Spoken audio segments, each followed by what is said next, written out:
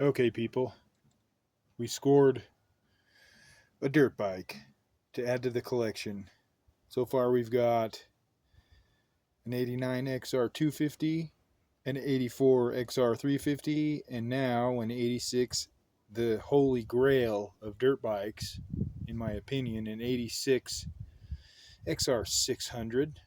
So, got this thing in trade for labor.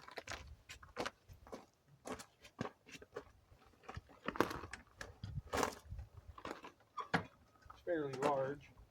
It's fairly large.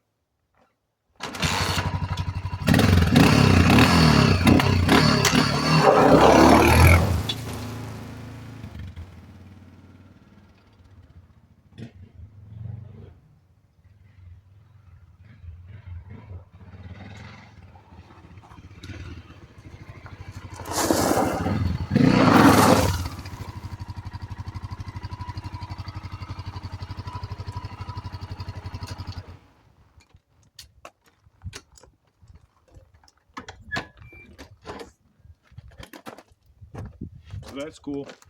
Pretty cool.